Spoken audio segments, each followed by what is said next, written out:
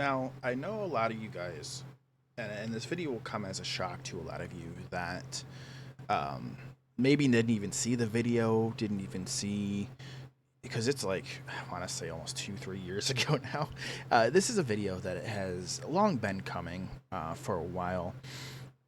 And for some context, today we're going to talk about Dubby Energy and kind of my interaction with them, kind of why, if you guys have seen some videos featuring them, why they've been either archived or have random censored bars on them. So, if anything, let's get into that. So, the biggest context I will give to my initial introduction to Dubby was when I was right around 1,000 on Twitch. I was right around that like I'm not small, but I'm not exactly, or yeah, I'm not tiny, but I'm not exactly big kind of halfway point that a lot of people my size find themselves in. And I started being like, hey, maybe I should look for some kind of sponsorship or a company to work for. And a friend of mine at the time that I was co-streaming with suggested Dubby.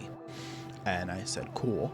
I submitted my application, and within 2 days, I was accepted as an affiliate, which I was overjoyed with because, like most people, when you land your first affiliation with any brand, you're like, oh my God, this is amazing. I'm going places.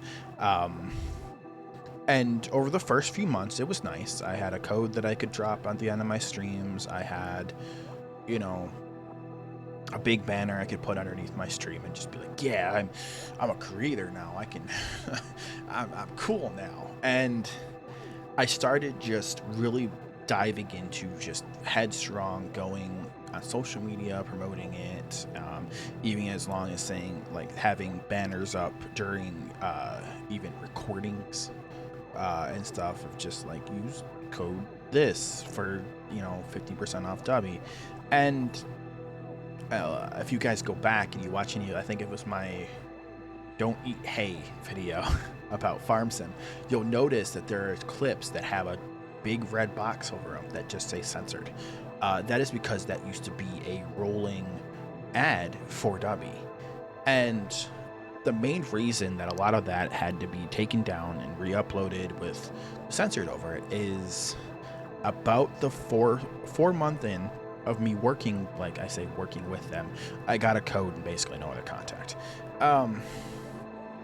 I started noticing they would say, oh, people who work with us are gonna get free like samples of things, and I'm going, oh, cool. That could be something I could promote on my IRL channel. That's things I could do for that. And I would reach out, and I'd get nothing.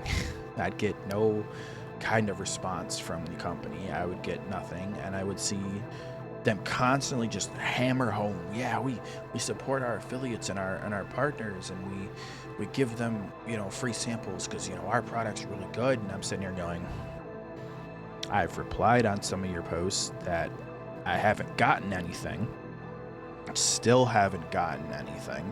I got an email about 2 weeks after I first initially made a social post stating that they were going to work on something for me, and then never received something for another 2 months, and still didn't receive anything until I noticed I had to go and buy their product with my own money. And then apparently I was given that for free, even though I still had to pay around $16 in shipping. And I'm like, okay, so I had to place an order for you to even recognize that I wanted your product for, me pushing it in a sense. And, you still want money from me even after that. It just felt kind of off. And I got the product, and it was okay. It wasn't that great. Like, I'm having to call back from memories from like 2 years ago, and I know this is probably a poor timed video, but it wasn't that great. It didn't taste very well. It didn't sit well with me, and I think I didn't even finish the can. And I started to notice that they were really good at enticing people of all sizes, of being like, yeah, we'll send you stuff, we'll give, you know, free flavors to our affiliates and our partners, and, you know, we'll work, you know, closely with you to, you know, do this and do that. And it just felt off. And after that interaction, I then would see them constantly saying like, oh, you know, our affiliates get this, look at this person's review, and it's, you know, someone that they put up on a pedestal that like, oh yeah, they're a big brand ambassador, blah blah blah. And then you realize that they don't at least like hundreds of dollars in Dubby products themselves.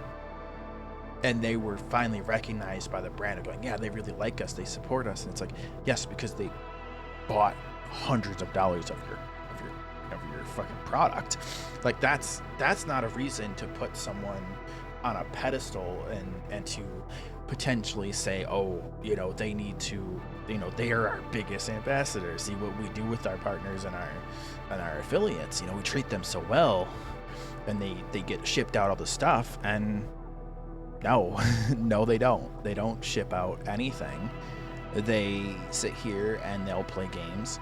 They'll gamify the transactional process that requires you to put upfront money up, even though you've taken time to expose your community to this company. And I honestly feel, still to this day, that's not a fair trade. And this video is mainly serving to warn other creators that I know follow me and watch me on the regular. If Dubby reaches out or you're enticed to work with them, just don't. Because they, from what I've seen, they don't treat their affiliates as well as they do their partners. And I know there should be a discretion between your partners and your affiliates, you know, or people that, because the biggest thing is they didn't even really have affiliates when I was onboarded. I was onboarded under their partner. And then it later was down, like basically watered down to I was just affiliated with them, which in its own right kind of hurt. And then I started to realize that it just still felt like I was watered down to where it was just, let's get how many people we can to sign up, and then we can boast about the numbers of people that enjoy our product, even though they just signed up to even look, because they don't even really tell you your percent you get per thing till you log into their site to look at your dashboard. And most of the time, if you look at your dashboard, that takes sometimes up to like a day or two after your approval to even be set up properly. So you can even look at what percentage of, you know, your code's giving without it being set up properly. And because myself, I had to wait like a day to get my dashboard and everything, like my account ready for me basically. And it just felt like it was half-assed. It felt like it was rushed because they knew they needed to appease people that, you know, were up and coming streamers or content creators. And to me, that's not a great like business move. Now, this was 2 years ago, and very well, the company could have gotten better by now.